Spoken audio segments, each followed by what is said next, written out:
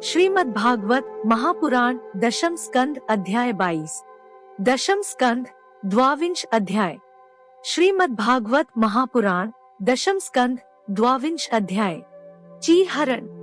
श्री शुकदेव जी कहते हैं, परीक्षित, अब हेमंत ऋतु आई। उसके पहले ही महीने में अर्थात मार्गशीर्ष में नंद बाबा के व्रज की कुमारियां कात्यायनी देवी की पूजा और व्रत करने लगी।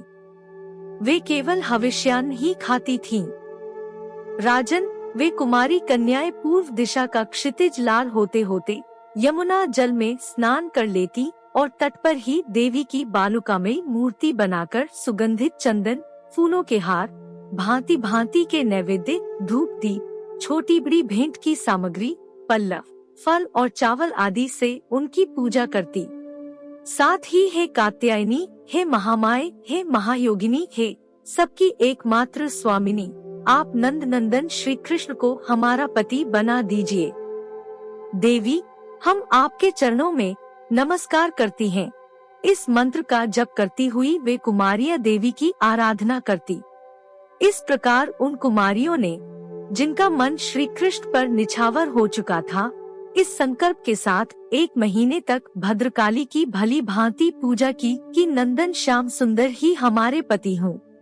वे प्रतिदिन उषाकाल में ही नाम ले लेकर एक दूसरी सखी को पुकार लेती और परस्पर हाथ में हाथ डालकर ऊंचे स्वर से भगवान श्री कृष्ण की लीला तथा नामों का गान करती हुई यमुना जल में स्नान करने के लिए जाती।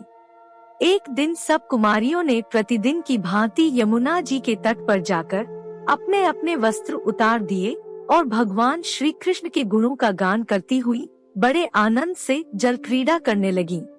परीक्षित, भगवान श्री कृष्ण सनकादि योगियों और शंकर आदि योगेश्वरों के भी ईश्वर हैं।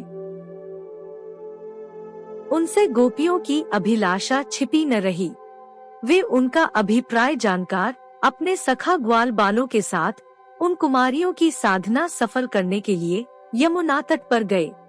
उन्होंने अकेले ही उन गोपियों के सारे वस्त्र उठा लिए और बड़ी फुर्ती से वे एक कदम के वृक्ष पर चढ़ गए। साथ ही ग्वाल बाल ठठाठ खाकर हंसने लगे और स्वयं श्री कृष्ण भी हंसते हुए गोपियों से हंसी की बात कहने लगे। अरे कुमारियों, तुम यहाँ आकर इच्छा हो तो अपने अपने वस्त्र ले जाओ। मैं तुम लोगों से सच सच कहता हूँ, हंसी बिल्कुल नहीं करता। तुम लोग व्रत करते करते दुबली हो गई हो। ये मेरे सखा ग्वालबाल जानते हैं कि मैंने कभी कोई झूठी बात नहीं कही है। सुंदरियों, तुम्हारी इच्छा हो तो अलग अलग आकर अपने अपने वस्त्र ले लो या सब एक साथ ही आओ। मुझे इसमें कोई आपत्ति नहीं है। भगवान की यह हंसीन सखरी देखकर गोपियों का हृदय प्रेम से सराबोर हो गया। वे तनिक सकुचाकर एक दूसरी की ओर देखने और मुस्कुराने लगी। जल से बाहर नहीं निकली। जब भगवान ने हंसी हंसी में यह बात कही तब उनके विनोद से कुमारियों का चित्त और भी उनकी ओर खिंच गया। वे ठंडे पानी में कंठ तक डूबी हुई थीं और उनका शरीर थर थर कांप रहा था। उन्होंने श्री कृष्ण से कहा, प्यारे श्री कृष्ण, तुम ऐसी अनीति मत करो। हम जानती हैं कि तुम नंद बाबा के लाडले लाल हो, हमारे प्यारे हो। सारे व्रजवासी तुम्हारी सराहना करते रहते हैं। देखो, हम जाड़े के मारे ठिठुर रही हैं। तुम हमें हमारे वस्त्र दे दो। प्यारे श्याम सुंदर, हम तुम्हारी दासी हैं। तुम तो धर्म का मर्म भली भांति जानते हो। हमें कष्ट मत दो। हमारे वस्त्र हमें दे दो, नहीं तो हम जाकर नंद बाबा से कह देंगी। भगवान श्री कृष्ण ने कहा, कुमारियों, तुम्हारी मुस्कान पवित्रता और प्रेम से भरी है।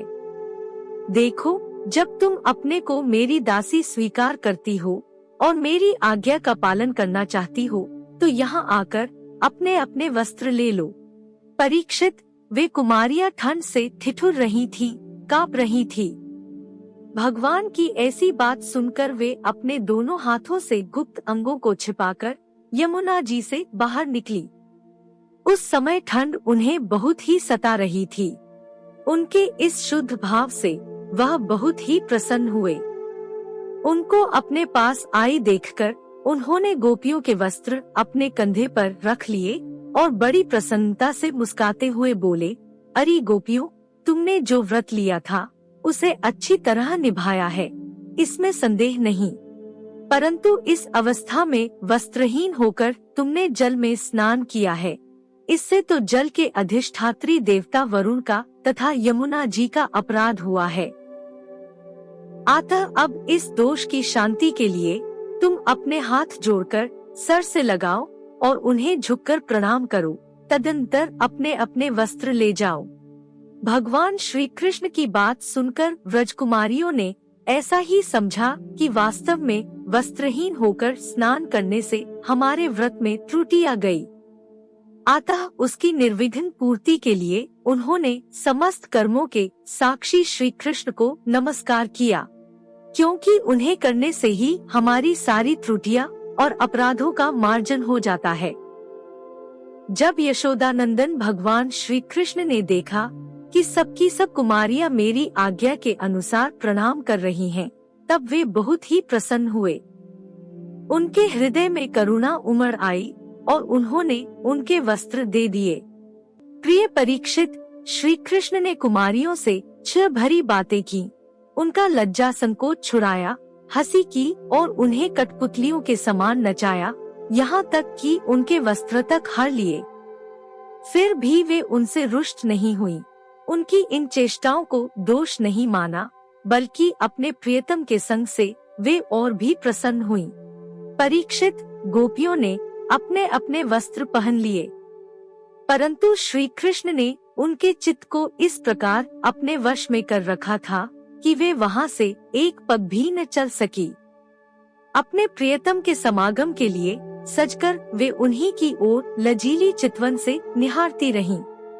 भगवान श्री कृष्ण ने देखा कि उन कुमारियों ने उनके चरणकमलों में स्पर्श की कामना से ही व्रत धारण किया है और उनके जीवन का यही एकमात्र संकल्प है। तब गोपियों के प्रेम के अधीन होकर उखलतक में बंध जाने वाले भगवान ने उनसे कहा, मेरी परम प्रेयसी कुमारियों, मैं तुम्हारा यह संकल्प जानता हूँ कि तुम मेरी पूजा करना चाहती हो। मैं तुम्हारी इस अभिलाषा का अनुमोदन करता हूँ। तुम्हारा यह संकल्प सत्य होगा, तुम मेरी पूजा कर सकोगी।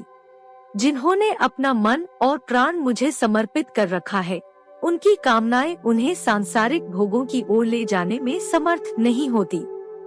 ठीक वैसे ही जैसे भुने या उबाले हुए बीज फिर अंकुर के रूप में उगने के योग्य नहीं रह जाते। इसलिए कुमारियों, अब तुम अपने अपने घर लौट जाओ। तुम्हारी साधना सिद्ध हो गई है। तुम आने वाली शरद ऋतु की रात्रियों में मेरे साथ विहार करोगी। सतियों, इसी उद्देश्य से तो तुम लोगों ने यह व्रज और कात्यायनी देवी की पूजा की थी। श्री शुकदेव जी कहते हैं, परीक्षित, भगवान की यह आज्ञा पाकर वे कुमारियां भगवान श्री कृष्ण के चरण कमलों का ध्यान करती हुई जाने की इच्छा न होने पर भी बड़े कष्ट से व्रज में गयीं। अब उनकी सारी कामनाएं पूर्ण हो चुकी थीं। प्रिय परीक्षित, एक दिन भगवान श्री कृष्ण बलराम जी और ग्वाल बालों के साथ गोए चराते हुए वृंदावन से बहुत दूर निकल गए। ग्रीष्म ऋतु थी। सूर्य की किरणें बहुत ही प्रखर हो रही थीं, परंतु घने घने वृक्ष भगवान श्री कृष्ण के ऊपर छत्ते का काम कर रहे थे। भगवान श्री कृष्ण ने वृक्षों को छाया करते देख स्तुक कृष्ण, अंशु, श्रीदामा, सुबल, अर्जुनल, विशाल, ऋषभ, तेजस्वी, देवप्रस्थ और वरुथ आदि ग्वालों को संबोधन करके कहा, मेरे प्यारे मित्रों, देखो ये वृक्ष कितने भाग्यवान हैं। इनका सारा जीवन केवल दूसरों की भलाई करने के लिए ही है। ये स्वयं तो हवा के झोंके, वर्षा, धूप और पाला सब कुछ सकते हैं, परंतु हम लोगों की उनसे रक्षा करते हैं। मैं कहता हूँ कि इन्हीं का जीवन सबसे श्रेष्ठ है, क्योंकि इनके द्वारा सब प्राणियों को सहारा मिलता है, उनका जीवन निर्वाह होता है। जैसे किसी सज्जन पुरुष के घर से कोई याचक खाली हाथ नहीं लौटता, वैसे ही इन वृक्षों से भी सभी को कुछ न कुछ मिल ही जाता है। ये अपने पत्ते, फूल, फल, छाया, जड़, छाल, लकड़ी, गंध, गोंद, राख, कोयला, अंकुर और कोम्पलों से भी लोगों की कामना पूर्ण करते हैं। मेरे प्यारे मित्रों, संसार में प्राणी तो बहुत हैं, परंतु उनके जीवन की सफलता इतने में ही है कि जहाँ तक हो सके अपने धन से, विवेक विचार से, वाणी से और प्राणों से भी ऐसे ही कर्म किए जाए जिनसे दूसरों की भलाई हो। परीक्षित दोनों ओर से वृक्ष नई नई कोम्पलों, गुच्छों, फल फूलों और पत्तों से लद रहे थे। उनकी डालियां पृथ्वी तक झुकी हुई थीं। इस प्रकार भाषण करते हुए भगवान श्री कृष्ण उन्हीं के बीच से यमुना तट पर निकल आए। राजन, यमुना जी का जल बड़ा ही मधुर, शीतल और स्वच्छ था।